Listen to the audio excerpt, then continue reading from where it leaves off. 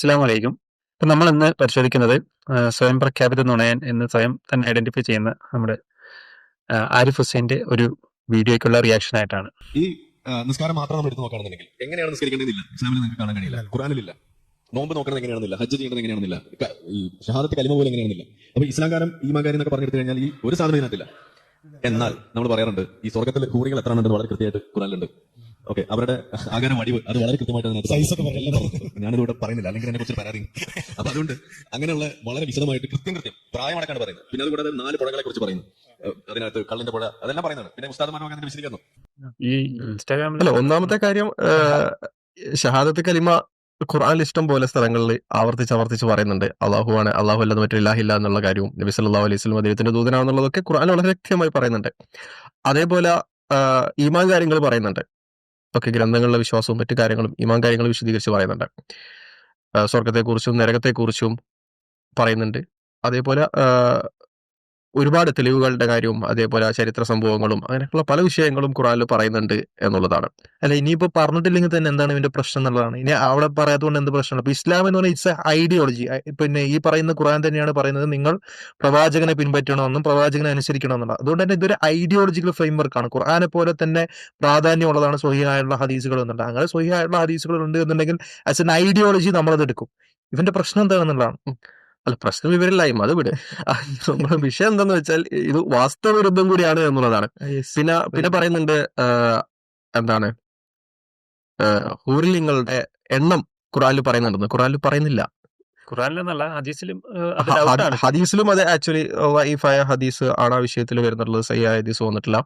അപ്പം ഇനിയിപ്പോ അത് സ്വഹീഹ് ആണെന്ന് തന്നെ എടുക്കാം. പിന്നെ 72 എന്ന് പറയുന്നതിനകത്തുള്ള കുറച്ച് ഡിബേറ്റ്സ് ഉണ്ട്. ഉദാഹരണത്തിന് നിങ്ങൾ 70 പ്രാവശ്യം മാപ്പ് പറയുകയാണ് എന്നുണ്ടെങ്കിലും അത് സ്വീകരിക്കില്ല എന്നുള്ള ഒരു ഖുർആനിക് വചനമുണ്ട്.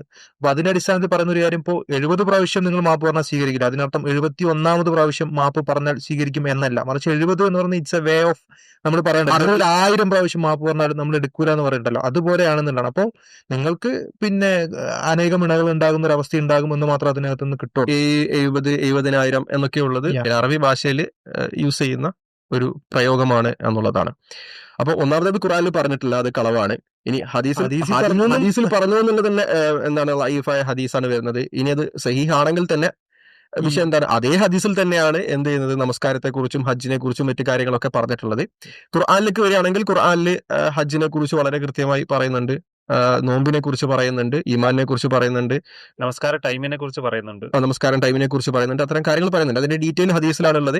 അതേപോലെ തന്നെ ഈ ഹുർലിന്റെ വിഷയത്തിലും അതിന്റെ നമ്പറിന്റെ ഡീറ്റെയിൽ ഉള്ളത് ഹദീസിലാണ്. അതും ഹദീസ് സഹീഹ് അല്ല, ഹുർലിങ്ങൾ ഉണ്ടെന്ന് മാത്രമാണ് ഖുർആനിൽ പറയുന്ന ഒരു ആകാരവടിവ് എന്നുള്ള ഒരു കാര്യം വരുന്നുണ്ട്. പക്ഷെ അത് അറബികൾ അന്നത്തെ ഒരു പ്രയോഗം മാത്രമാണ് എന്നുള്ളത് നമുക്ക് ഗ്രന്ഥങ്ങളിൽ നിന്ന് കാണാൻ പറ്റും. അതായത് പ്രായപൂർത്തിയായി എന്നതുകൊണ്ടാണ് ഇതിന്റെ ഒരു അറബിക് ടേം ആയിട്ടാണ് അവർ യൂസ് ചെയ്യുന്നത് എന്നുള്ളതാണ്.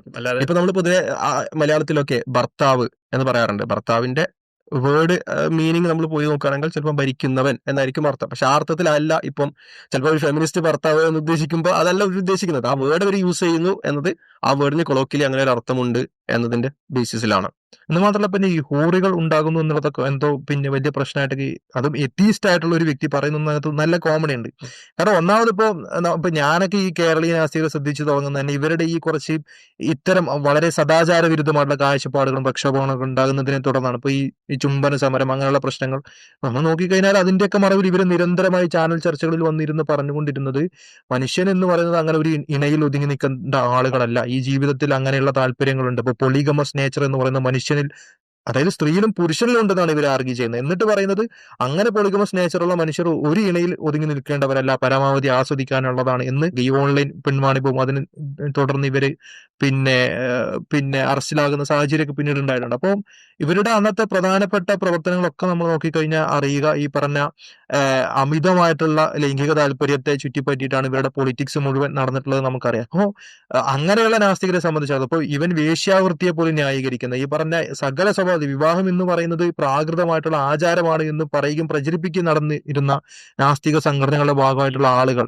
യുക്തിയും മാസികയിലൊക്കെ തന്നെ ഉണ്ടല്ലോ ഒരു സാധ്യത ആണെന്നുള്ളത്. ഓരോ സ്ത്രീയും ഓരോ സാധ്യതയാണെന്നാണ് പറയുന്നത്. അതും പരിണാമപരമായിട്ടുള്ള സാധ്യതയാണ്. എന്ന് മാത്രമല്ല ആ ലേഖനത്തിനകത്തൊക്കെ പറയുന്നത് പിന്നെ പുരുഷൻ ഇങ്ങനെയാണ് ഇവോൾവ് ചെയ്തു വന്നിട്ടുള്ളത്. പരമാവധി ഇണകളിലേക്ക് തന്റെ ജനിതക ദ്രവ്യം എത്തിക്കുക എന്നുള്ള ഉദ്ദേശത്തിലാണ് പുരുഷൻ ഉണ്ടായിട്ടുള്ളത് എന്നാണ് പറയുന്നത്. അതായത് ഹ്യൂമൻ നേച്ചർ തന്നെ, മനുഷ്യന്റെയും പുരുഷന്റെയൊക്കെ നേച്ചർ തന്നെ അങ്ങനെയാണ് എന്ന് പറയുന്ന ആളുകൾക്ക് പിന്നെ ഇതിനകത്ത് എന്താ പ്രശ്നം? എന്ന് മാത്രമല്ല വ്യഭിചാരം എങ്ങനെയാണ് ഈവൻ വ്യഭിചാരം എന്താണെന്ന് വിചാരിക്കാം.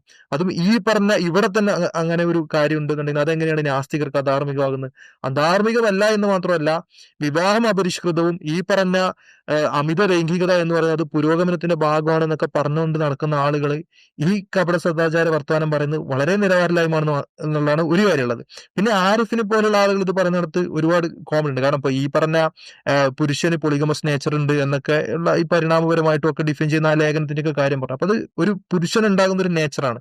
പലപ്പോഴും പിന്നെ അങ്ങനെ ഒരു ഫുൾ ഒരു മെസ്കുലിൻ ക്യാരക്ടർ ആരിഫിന് പലപ്പോഴും ഇല്ലാത്തതിന്റെ പ്രശ്നമായിരിക്കും എനിക്ക് തോന്നുന്നത്. കാരണം അതുകൊണ്ടായിരിക്കും ഈ 1ഉം 2ഉം 3ഉം ഭാര്യമാർക്ക് ചവിട്ടി പുറത്താക്കി അതിന്റെ നിരാശയിൽ നിരന്തരമായി ഈ മതവിരോധവും മതവിദ്വേഷവും ഒക്കെ പറഞ്ഞുകൊണ്ട് നടക്കുന്നത് ഈ പറഞ്ഞ കുറച്ച് പിന്നെ ബയോളജിക്കൽ പ്രശ്നങ്ങളും കൂടി അദ്ദേഹത്തിനുള്ളത് കൊണ്ടായിരിക്കും. അതുകൊണ്ടുകൂടി ആയിരിക്കും ഇദ്ദേഹത്തിന് ഈ പൂർദ്ദീൻ എന്ന് പറയുന്ന സങ്കല്പങ്ങളെ മനസ്സിലാക്കാൻ കഴിയാതിരിക്കുന്നത്. 4 പുഴകളെ കുറിച്ച് പറയുന്നു.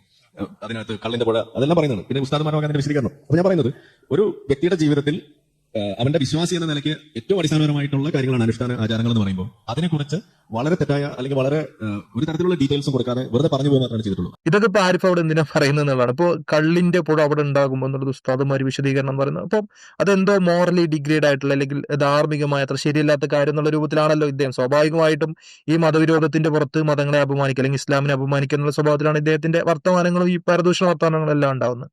അപ്പോൾ ഓക്കെ, ഇസ്ലാമിന്റെ സ്വർഗത്തിൽ ഈ പറഞ്ഞ പോലെ മദ്യം ഉണ്ടാകുന്നു എന്നുള്ളതിനകത്ത് മദ്യം എന്ന് പറയുന്ന ഒരു അധാർമികമായിട്ടുള്ള കാര്യമാണ് അല്ലെങ്കിൽ ഇമ്മോറൽ ആയിട്ടുള്ള കാര്യമാണ്. 4 പുഴയില് ഒന്നിട്ടാണ് മദ്യം, പറ്റത് പാലോ അതൊക്കെയാണ്. അതൊക്കെ എന്താണ് പ്രശ്നമാണെന്ന് എനിക്ക് മനസ്സിലാവുന്നില്ല. ഇവൻ ആ 4 മദ്യപ്പുഴയാണെന്ന് വിചാരിക്കുക, എന്താ പ്രശ്നം? എത്തീസത്തിന്റെ അടിസ്ഥാനത്തിൽ എന്താ പ്രശ്നം? ഒരു എത്തീസ്റ്റിന് എന്താണ് അതിൽ പ്രശ്നമുള്ളത്?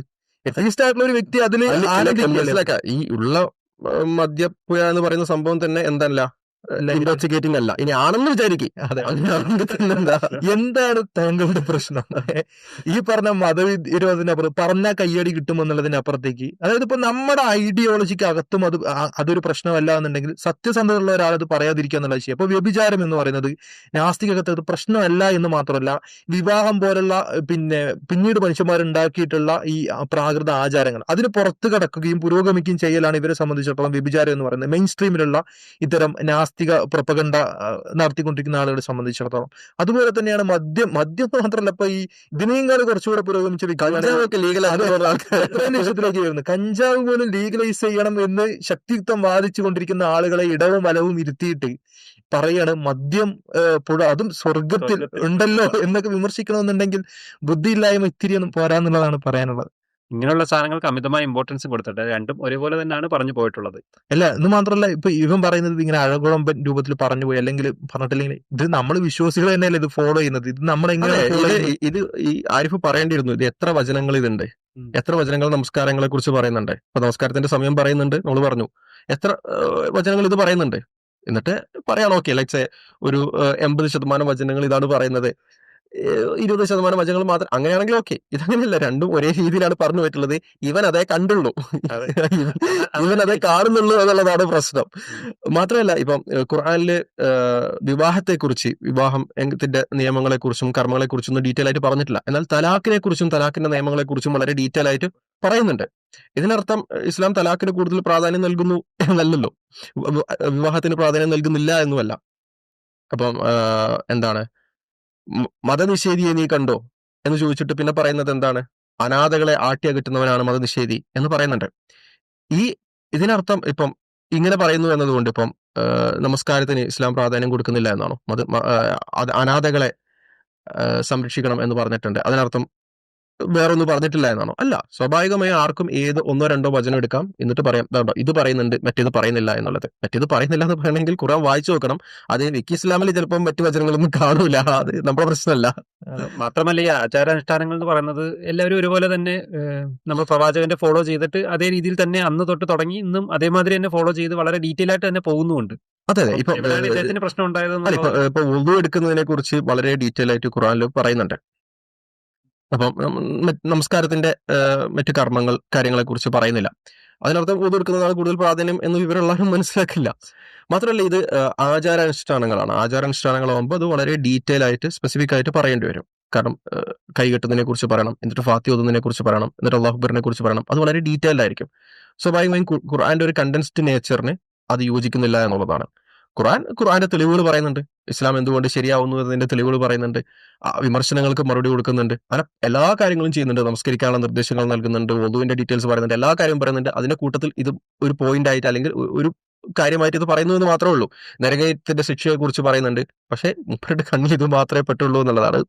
മനബത്തം പിടിച്ചതിന്റെ പ്രശ്നമാണ് എന്ന് മാത്രം വിഷയത്തെക്കുറിച്ച് പറയാനുള്ളൂ എന്നുള്ളതാണ്. അപ്പൊ ആരിഫിനെ പോലെ രവിചന്ദ്രനെ പോലെയുള്ള ആളുകൾ ഒരുപാട് കണ്ടന്റുകൾ നമുക്ക് തരുന്നത് കൊണ്ട് തന്നെ അവരുടെ മണ്ടത്തരത്തിന് യാതൊരു പരിധികളും ഇല്ലാത്തത് കൊണ്ട് തന്നെ നമുക്ക് ഇന്ത്യയിലെ സ്റ്റുഡിയോ മതിയാവാതെ വരുന്നതുകൊണ്ട്, കേരളത്തിലെ സ്റ്റുഡിയോ മതിയാവാതെ വരുന്നതുകൊണ്ട് നമ്മൾ യുഎയിലേക്ക് സ്റ്റുഡിയോ വ്യാപിച്ചിരിക്കുകയാണ്.